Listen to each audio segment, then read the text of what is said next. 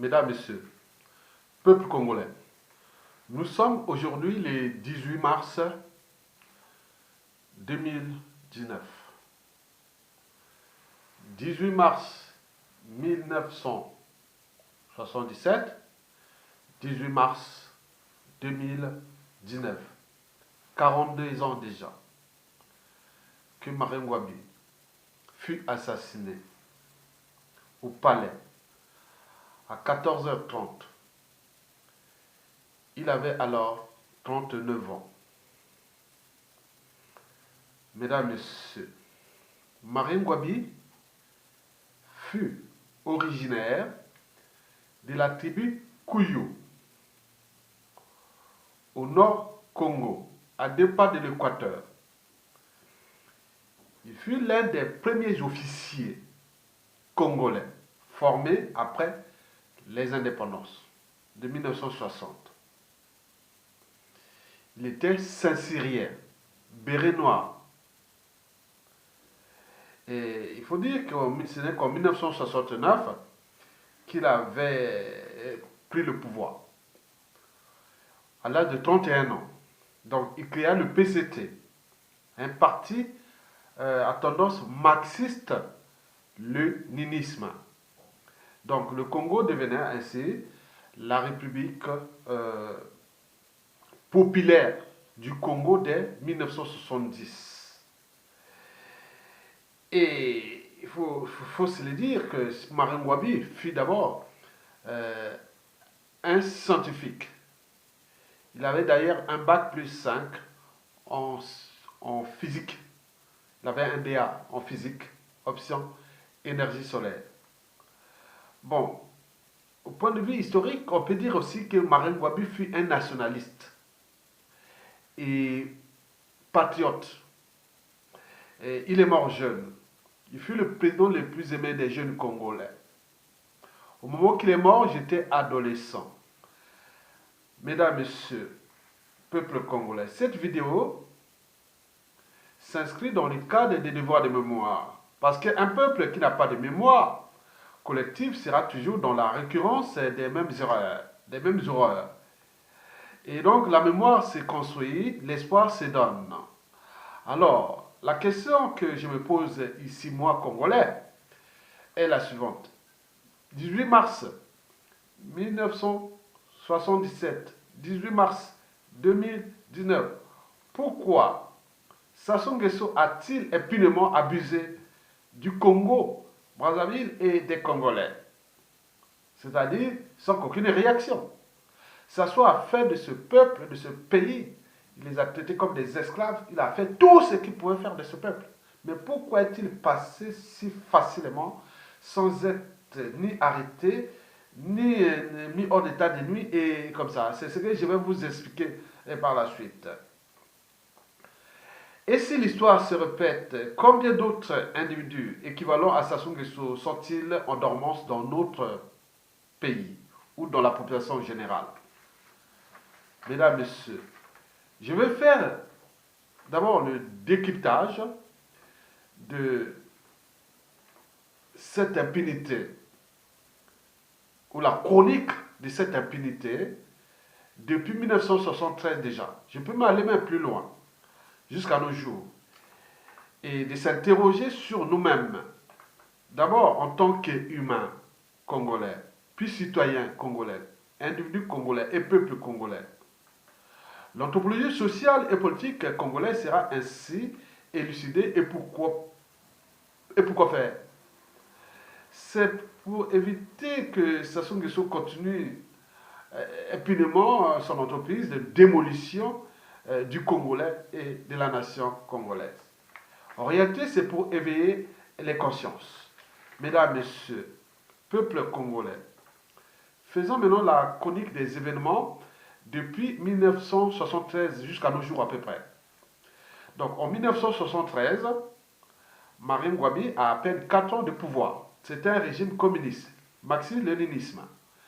Et donc, n'oublions pas que pendant la même période, Sassou Nguesso montait en puissance.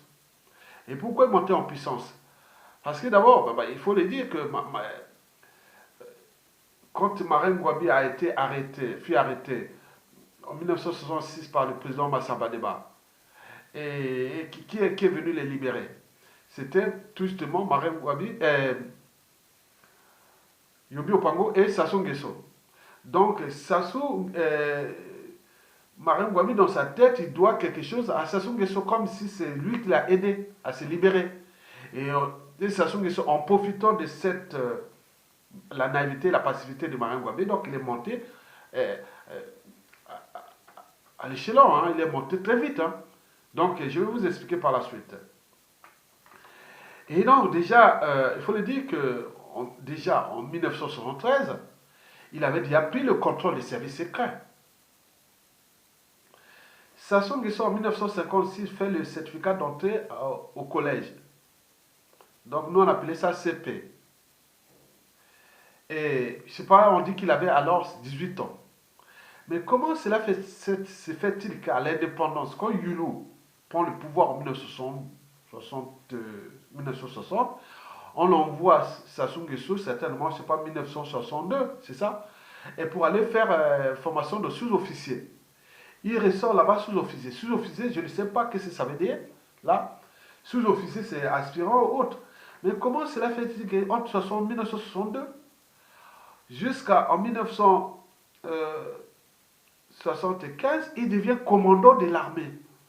Mais comment? Je n'ai jamais su ça. Et donc, il a monté les échelons comme ça. Surtout pendant Marine Ngouabi.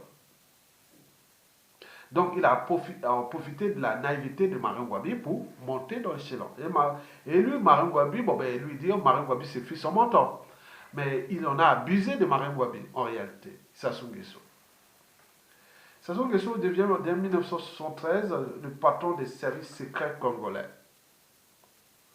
On a les cas de la guerre froide et de la France-Afrique, vous imaginez. Mesdames et messieurs, par exemple, au décret numéro 73, 8 de janvier 1973, portant nomination des membres du Conseil d'État en République populaire du Congo. Aujourd'hui, on appelait ça, on pouvait l'appeler gouvernement.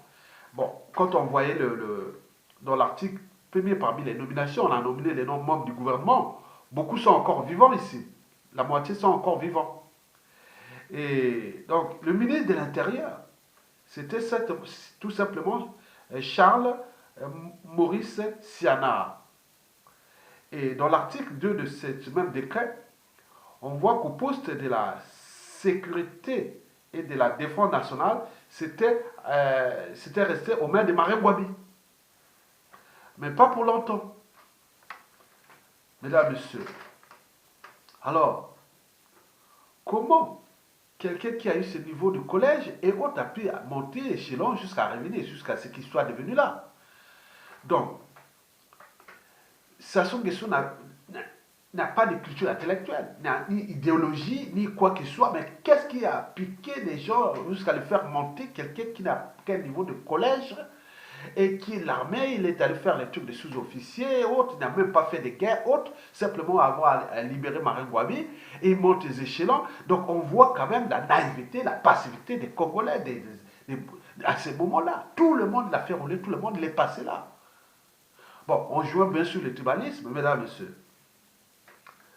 Donc, Sassou Nguesso, c'est quelqu'un qui a ni idéologie, ni conviction, ni. Et comment cela se fait-il qu'il est monté comme un jeu d'enfant, à rouler tout le monde? Donc, on revient toujours au cœur de notre anthropologie sociale, bantou et congolais. Nous sommes les champions de la naïveté et de la passivité. Bien entendu, nos émotions sont toujours au-dessus de la raison, sinon ça se saurait. Mesdames, Messieurs, peuple congolais. En 1975, Sassou Nguesso prend le contrôle, non seulement des services secrets qu'il contrôle, mais également de la défense et de la sécurité. Donc, il congolise d'ailleurs son nom. Il s'appelait Denis Sassou. Et là, il met Sassou Nguesso. Et là, c'est là où commencent tous les ennuis au Congolais. Bon, sous prétexte d'Obimitri, hein, Obimitri c'est l'organisation bureaucratique, militaire et tribal. Déjà en 1973, après les affaires de Diawara et de ses acolytes qui ont été assassinés à travers les services secrets de Sassou Nguesso. Et donc, il y a l'obimétrie qui arrive, donc Sassou Nguesso en profite de l'obimétrie.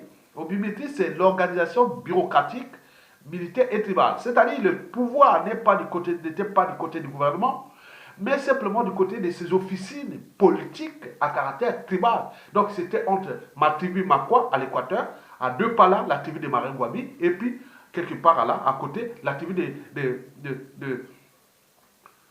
de Sassou Nguesso, les Boshi.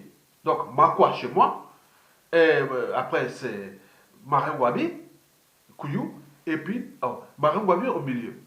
Et donc moi à l'équateur, Marengwabi au milieu, et Sassou Nguesso là. Donc il a en profité de ça, donc le pouvoir était là. Mais en réalité, tous ces gens-là, c'était être au pouvoir, mais c'est pas être dans le pouvoir. Le pouvoir, c'est Sassou qui les contrôlait maintenant, puisqu'il avait déjà ses services secrets, il avait la défense, il avait la sécurité, il pouvait faire tout ce qu'il fait. Il savait qui est qui dans ce pays. Vous voyez cette naïveté? Quelqu'un qui est arrivé, on ne connaît pas ses convictions, ni ses principes, ses valeurs, et tout, on ne connaît pas, on met tout l'État, on laisse à lui. Donc on voit cette naïveté qui est toujours d'actualité. Puisque rien n'a changé. C'est comme disait Mandela. C'est en revenant à un endroit où rien n'a changé qu'on se rend compte qu'on a changé. Mesdames et messieurs, peuple congolais. Donc, Sassou Nguesso prend le contrôle de la service secret, de la défense et de la sécurité dès 1975. Et le reste, c'est un jeu d'enfant. Politique, antisocial et criminogène. Et voire même tyrannique et dictatorial jusqu'à nos jours. Bon, déjà, en 1976, en mars exactement, il y a eu échec d'assassinat de Marengwabi par hélicoptère programmé. Il devait aller faire une partie de chasse à Mboli, non loin de Makwa. Mboli, je suis allé là-bas à Mboli peut-être une trentaine de fois. Donc, et à Mboli, il est allé faire la chasse là-bas à Mboli. Et c'est là qu'il a eu un accident. Par chance, il est revenu en vie. Mais il voulait chambouler tout. Et là, Sassou Nguesso dévance. Donc, le 18 mars 1977, Sassou Nguesso réussit son assassinat. Et d'ailleurs, pendant cette même année, après l'assassinat, il crée le comité militaire du parti. Et c'est le premier mandat présidentiel de Sassou Nguesso. Donc, du 18 mars 1977 jusqu'au 2 avril 1977. Et pourquoi? Pendant cette période-là, donc il a dû éliminer tout ce qui sera gênant pour lui après. Donc on a vu par exemple voir d'abord l'assassinat déjà de Marengwabi, bien sûr, le 18 mars. À peine 5 jours après, c'est l'assassinat du cardinal Émile Biaïda, le premier cardinal congolais, africain. Et donc, Marengwabi, avant sa mort, il avait rencontré les cardinals, lesquels se sont dit. Et donc peut-être qu'il savait déjà sa mort proche. Donc, peut-être que le cardinal Émile Biaïda avait des secrets de Marengwabi, de tout ce qui allait passer. On ne sait pas. Il a assassiné dans les conditions abominables. Donc, il est mort le 22 mars 1977. 3 jours après, assassinat de l'ex-président. Celui qui était le prédécesseur de Marengwabi, qu'on appelait Alphonse Massabada, fut aussi l'un des deux présidents. Donc au niveau national, c'est les deux présidents qui ont été les plus aimés du Congo, Massabadeba et Marengwabi. Et donc, on assassine un curé, deux présidents, un en exercice, un autre. Suivi de l'assassinat du chef d'état-major des armées, qu'on appelle Kimbola Kaya, et donc c'est une folie criminelle. Donc on était là, en fait, dans une vague d'assassinats, d'arrestations, et surtout d'emprisonnement arbitraire. Et donc jusqu'au 2 avril. Donc c'est tous ces chamboulés-là. Donc on ne sait pas combien ont été assassinés, combien ont été autres. Donc il est là. Donc le 2 avril, il se retire, mais il reste là, Sassou Nguesso, et laisse le président à Yombi Opango. Yombi Opango, tout naïf, comme tout bantou, il est président. Et alors, Le 2 avril 1977 au 5 février 1977, Yobi Opango est président. Et le président, c'est lui. Lui, le président, mais tous les trucs là, c'est lui, c'est ce qui contrôle. Donc, on en profite de la naïveté des Congolais. Donc, pendant cette même année, il y a eu officialisation du crime d'État comme modalité politique. Donc, Sassou Nguesso prend le pouvoir par un coup d'État politique. Hein, donc, il prend le pouvoir le 5 février 1979 jusqu'au 31 juillet 1992. Donc, c'est ce qu'on appelle Sassou Nguesso 1. Et pendant cette même année, et ces années-là, il y a eu des vols, il y a eu des assassinats, humiliations, déclassements et autres. On arrive à la conférence nationale et Sassou Nguesso assume son rôle du passé, que j'assume, que j'ai tué, j'ai assassiné, autres. Mais c'est un aveu, mais personne ne prend les responsabilités pour le mettre hors d'état de nuit. Bien au contraire. Sassou Nguesso passe la période de transition tranquille. Et d'ailleurs, a failli même capoter la période de transition. Déjà, on est en situation même à interdire les élections présidentielles de juillet 1992. Et là, ils sont passés parce qu'il y a eu une négociation avec les Américains et autres. Bon, ils sont passés. Mais Sassou Nguesso a perturbé tout le pouvoir de l'Issouba entre 1992 à 1997. Mais sans rien du tout. Mais lui, quand on lui attaque, il vous arrête, il vous assassine, il peut faire tout. Mais ils sont là où ils jouent en l'humanité. Voilà. Et donc, Sassou Nguesso arrive au coup d'État France-Afrique de 97, donc assassine. Hein, donc, il y a eu plus de 500 000 morts parce que dès le coup d'État du 5 juin au 15 octobre 1992, il y a eu une coalition des pays venus de tout ça, renfort avec la France-Afrique, on prend l'Angola, des Gabonais, des Tchadiens, des Rwandais, des ex-FAC, des aides. Bon, bref, tout le monde est venu rentrer là à la mêlée pour attaquer la démocratie naissante au Congo. Et donc l'Issouba, oui aussi, s'est fait avoir. Comme tous les Congolais, chaque fois ils sont fait avoir. Ça sous les roues dans la farine, et après les assassins, mais personne ne réagit. Donc c'est le danger de ce peuple. Bon, donc, et là, bon, ben, 97 à 2002, là, il y a une pire d'assassinat, c'est terrible. On parle même de disparu du beach là. Donc on parle de plusieurs 9 000 morts, mis dans le conteneur, jetés dans le fleuve Congo. On parle qu'il y a eu beaucoup de choses là sont cachées là. Arrivé, là, il fait d'abord il fait lui-même une période de transition flexible. Et puis, bon ben, de 97 à 2002, temps de purger comme l'avait fait entre le 18 mars 1977 au 2 avril. Donc ça se répond toujours les mêmes choses. Et donc, entre 97 à 2002, et là, c'est la purge aussi. Et après, il crée une 6e constitution à la sienne, à la 5e ou 6e, sur mesure, pour 7 ans, mandat de 7 ans. Donc, il fait les élections de 2002, avec cette constitution du 20 janvier 2002, et il est élu président. Parce qu'avec 10% de votants, et que bon, les gens ont été, bon, comme il est là, tout le monde, c'est des peureux, hein, c'est des lâches. Et en même temps, ça soit en train de déclasser ceux qui l'ont aidé à venir au pouvoir. Et ils sont là, les civils et militaires. Ou comment vous allez vivre une démocratie, une alternance ou une souveraineté avec ce genre de peuple? C'est chaud, ça peut faire ce qu'il veut sur le peuple. C'est tout à fait logique.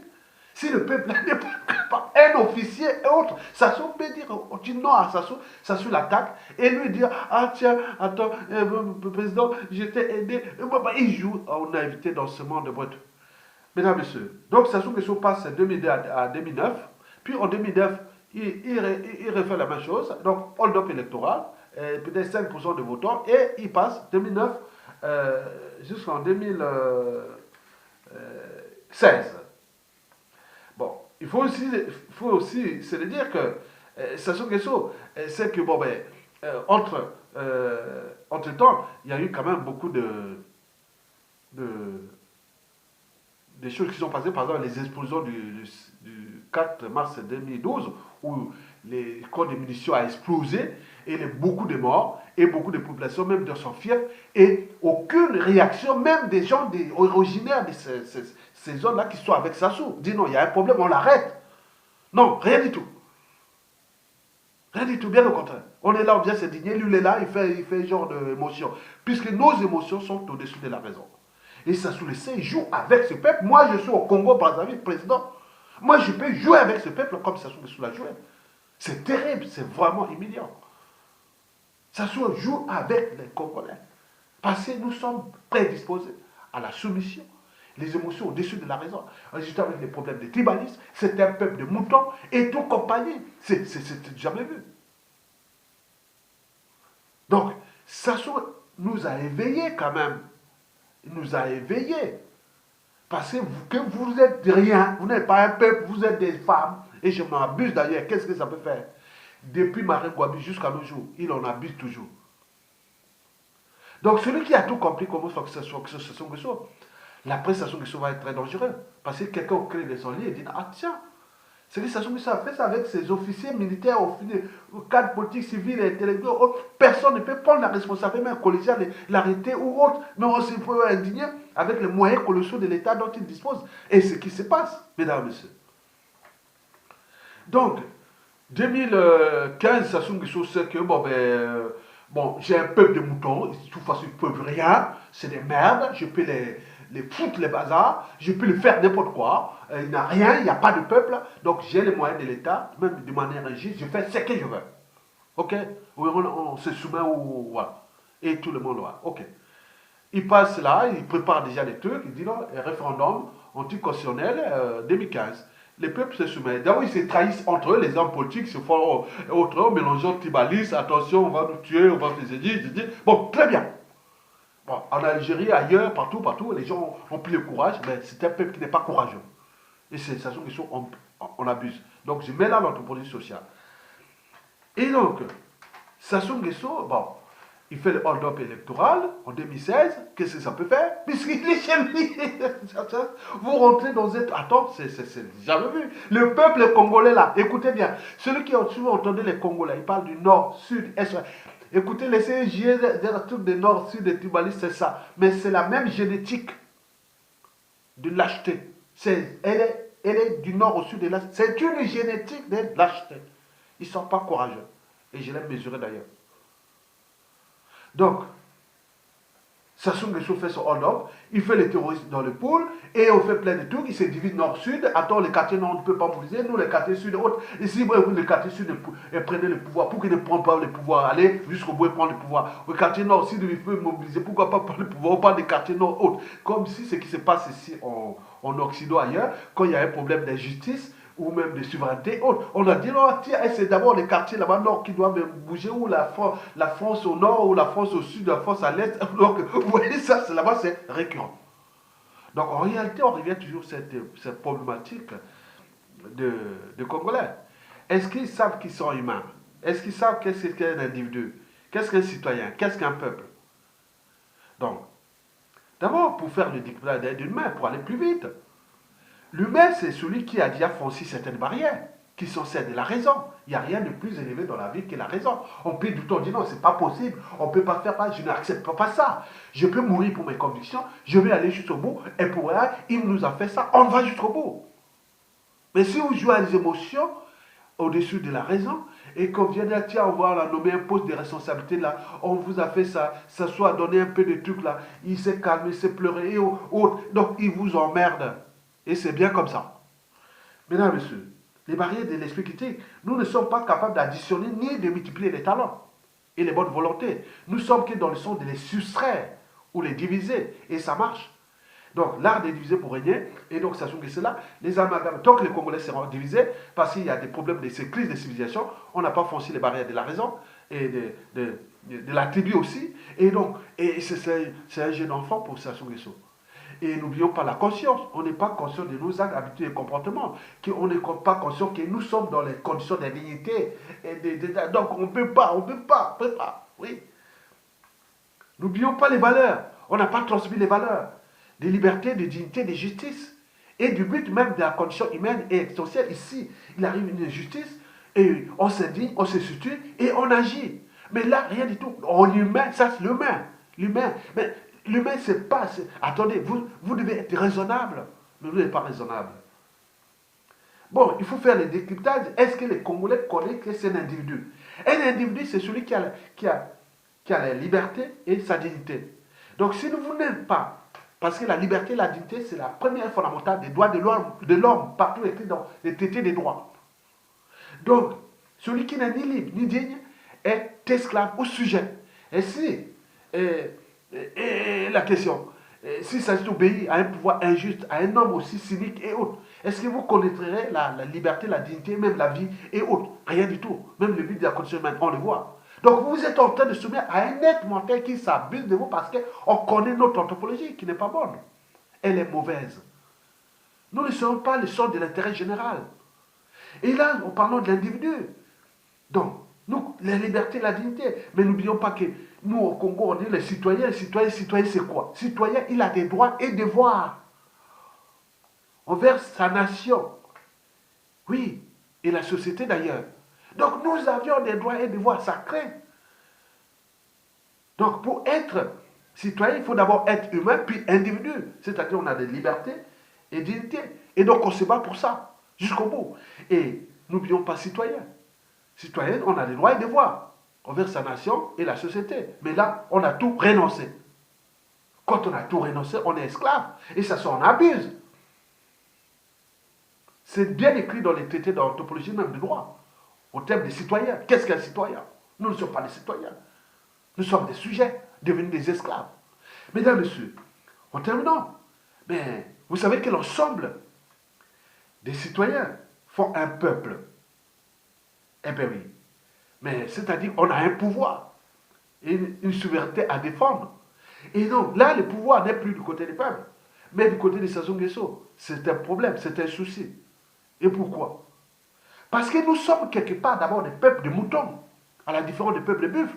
Regardez quand les buffles sont attaqués. Ils se situent et après ils agissent. Aussitôt.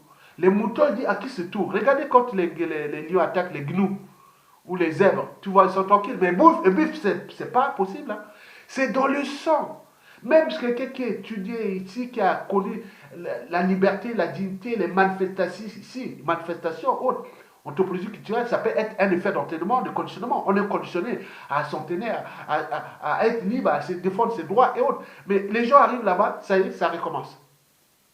Donc c'est quand même quelque part dans le sang. Donc on est des moutons prédisposés.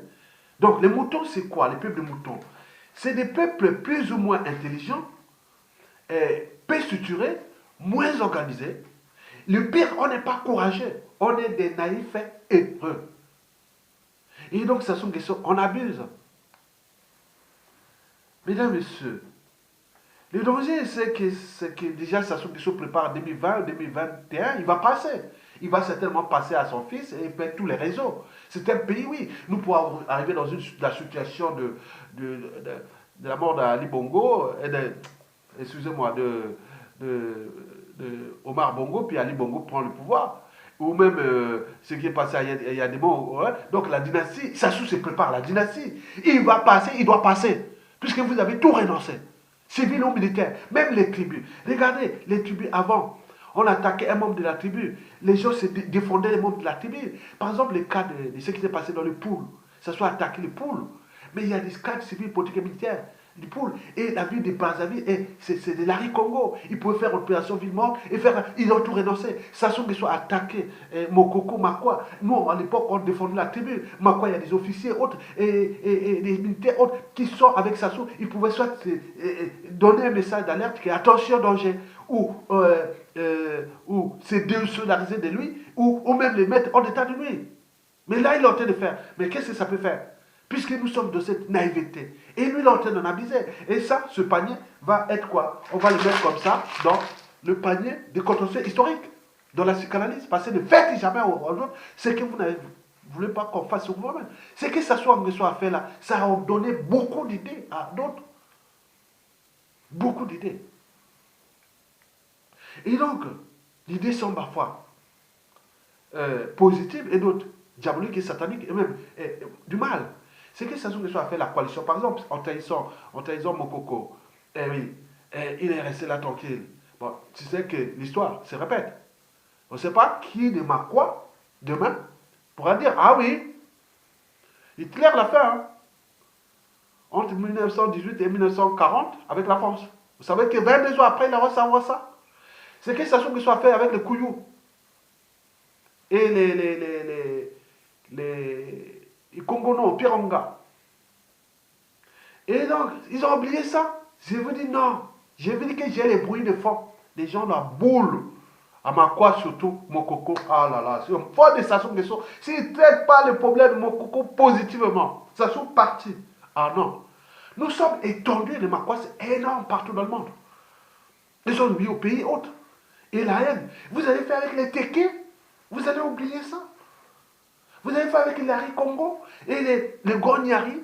Tout ça, c'est des contentieux historiques. Et quelqu'un qui va abuser, qui va avoir le pouvoir avec ce peuple, qui va dire, ah, laissez tomber, et c'est autre. C'est les raisons pour lesquelles Sassou n'est pas naïf. Il a tenté de défendre sa tribu jusqu'au bout parce qu'il sait qu'après lui, les Mboshi pourront avoir des soucis puisqu'ils n'ont pas pris les responsabilités et surtout que nous, au Congo, la responsabilité parfois politique, pénale et tout ça est par association. Et c'est ce que Sassou a fait aux autres. Donc, j'éveille d'abord la conscience des Congolais, de tout le monde, que la mort de Marine Ngouabi devait nous éveiller. La conscience que Marine Ngouabi fut certes quelqu'un de bien, mais il fut entraîné, conditionné et même transformé parce qu'il était naïf, chronique, naïf, sans borne. Et l'autre l'a roulé. Et là, au niveau collectif, ça sera en train de nous rouler avec les moyens de l'État qui dispose. Et chaque fois, il donne, tiens l'argent. Parce qu'en achetant ton rang social, ton statut social, tu crois défendre ta liberté, ta dignité comme un citoyen. Parce que tu crois qu'avec ton pouvoir ou rang social ou autre, c'est ce que ça se fait comme avantage, comme ça devient sa propriété privée, il vous donne là, toi en tant que peuple, tu crois que tu as arraché ta liberté, ta dignité, tes droits avec ça. Non, c'est pas vrai. Et ça donne les idées aux autres. J'ai d'ailleurs dit que la suite de Sassou Nguesso, si nous ne prenons pas une période de transition, de la restauration,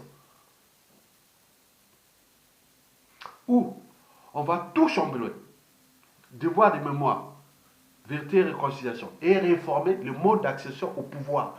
Parce que nous avions des problèmes de tribus. Parce qu'avec ce peuple-là, je vous dis sincèrement, inutile d'aller s'affronter à un dictateur avec ce peuple-là. Ça ne sert à rien. Regardez le cas de Mokoko, il est abandonné. La classe politique abandonnée. Le peuple là en train de s'indigner. Personne ne peut prendre les responsabilités pour structurer, organiser et manager.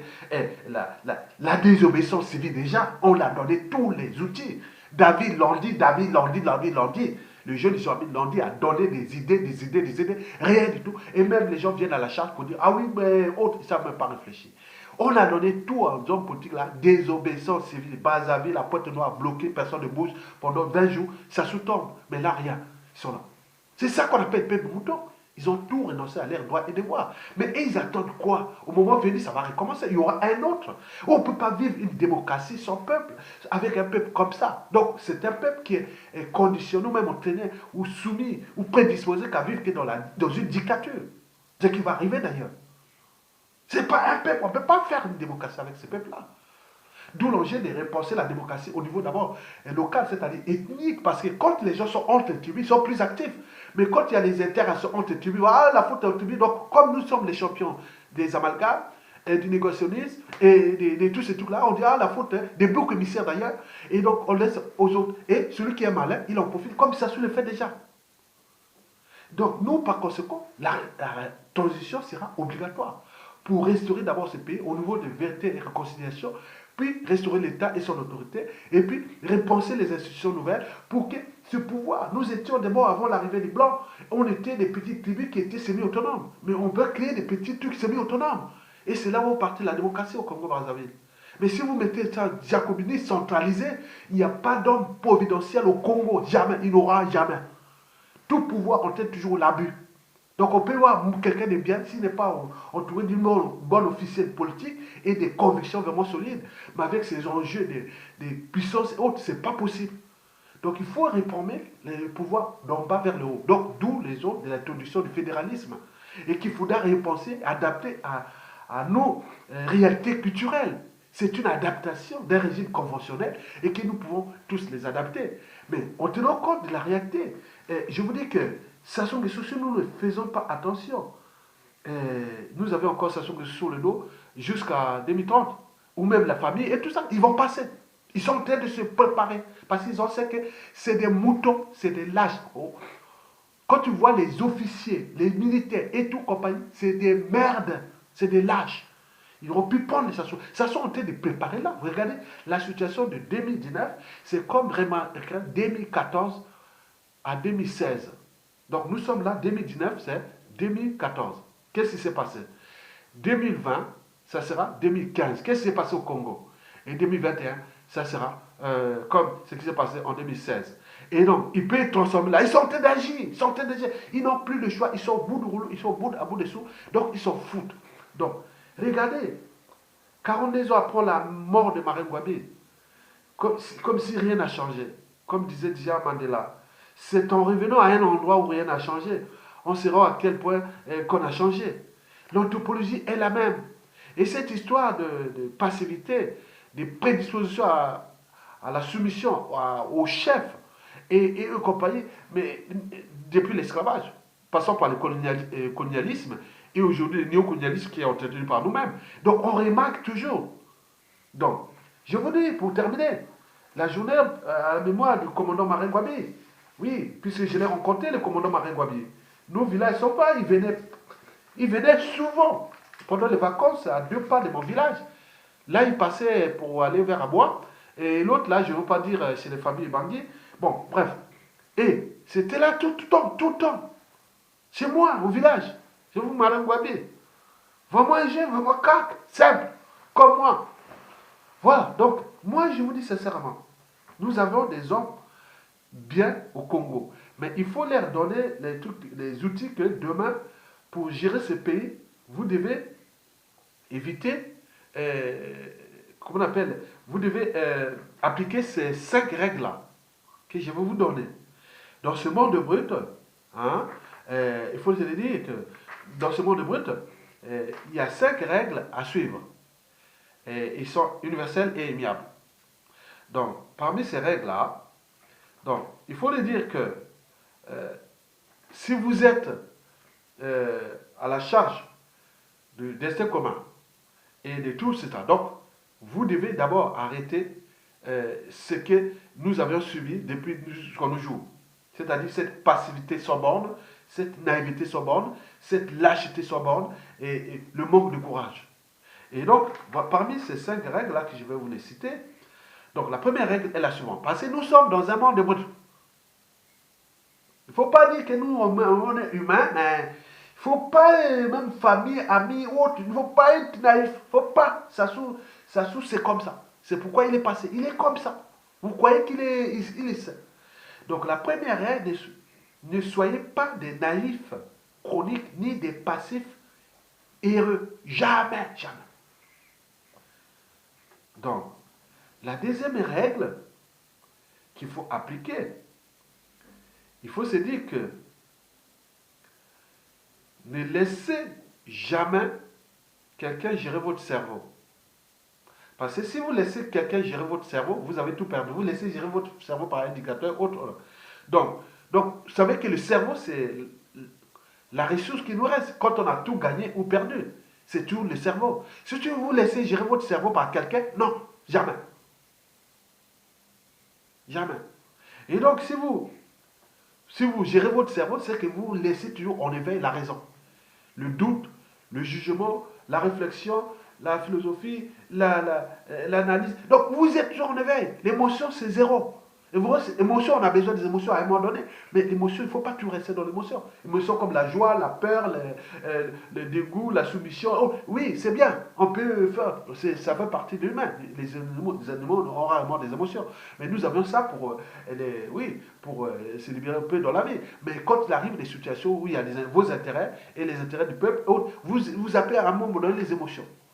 Vous allez d'abord réfléchir, quand on a trouvé les solutions, vous revenez à l'émotion, c'est-à-dire la joie, faire la fête, voilà. Et après c'est fini, vous réfléchissez.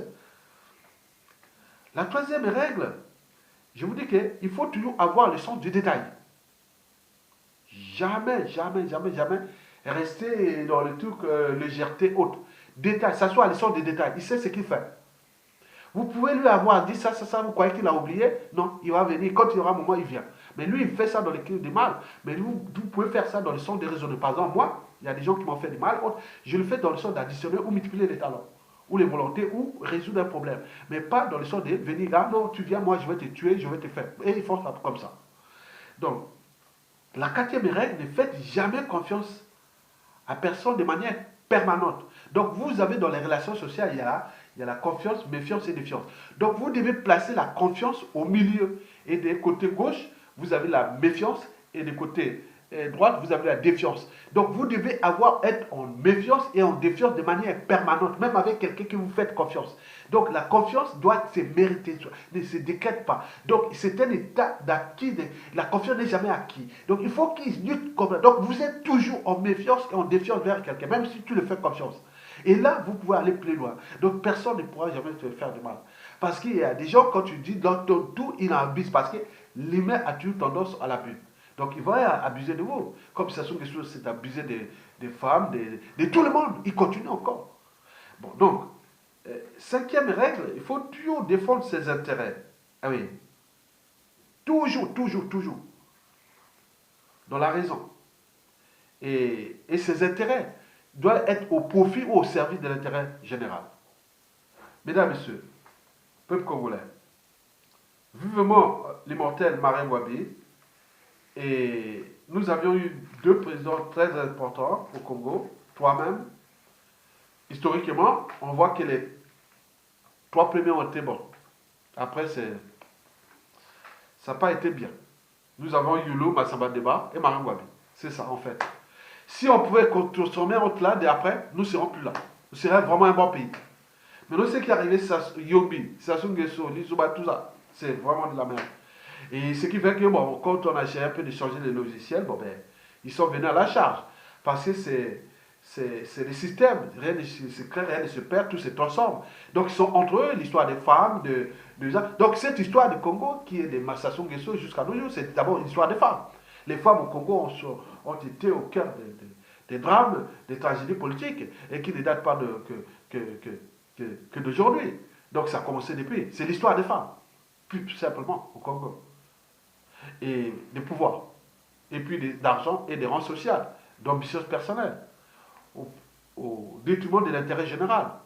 Mais ceux qui ont le sens des devoirs, de l'intérêt général, des convictions hautes, ils sont déclassés. Donc ceux qui règnent au ce moment, c'est les forces de la matière, c'est-à-dire les forces du mal, hein, qui ont déclassé les forces de la vertu, de l'intelligence, et on voit ce que ça donnait comme résultat. Au moment où nous dirigeons peut-être pour Sassou Nguesso 2021, 2022, 30, 40, de la famille, parce qu'ils ont compris que nous avons cette anthropologie, qui n'est pas bonne, sociale, qui n'est pas bonne. Prédisposition à la soumission. Au niveau culturel, nous sommes soumis à des codes, des traditions qui datent du Moyen-Âge. Tribu, ethnocentrisme, on préfère se soumettre à un gars de la tribu qu'un autre, parce que, voilà, regardez ce que c'est tout Mokoko. Donc, on ne sait pas ce qui va arriver après. Donc, comme je l'ai dit, qu'il y a beaucoup de choses, je vais vous dire au fur et à mesure. Mais je lance des messages d'alerte à Sassou Nguesso, à sa famille, à son clan, à sa tribu. Retenez bien la règle d'or. Regardez que l'Africain est mauvais. Nous ne sommes pas bons. Et les Congolais ont appris de Sassou Nguesso.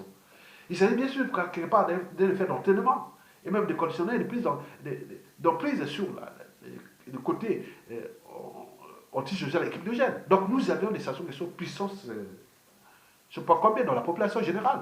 Et qui, au demain, il s'agit de surveiller comment éviter qu'on crée l'injustice là où il y a eu injustice. Bien entendu, peut-être ça pourra arriver en fonction de la chute de Sassou Nguesso. Ou de ces clans-là que 99% de la population n'en veut plus. Mais ils cherchent à passer par la force. Bien sûr qu'ils ont moyens d'État, ils ont de l'argent, ils ont ça. Donc c'est un pays qui, l'histoire est sombre pour ces 10 prochaines années. Et donc, la faute à qui? La faute a commencé déjà de ces années des Martin Ngouabi là. On est bien d'accord? Bon. Et aujourd'hui, on a vu les conséquences.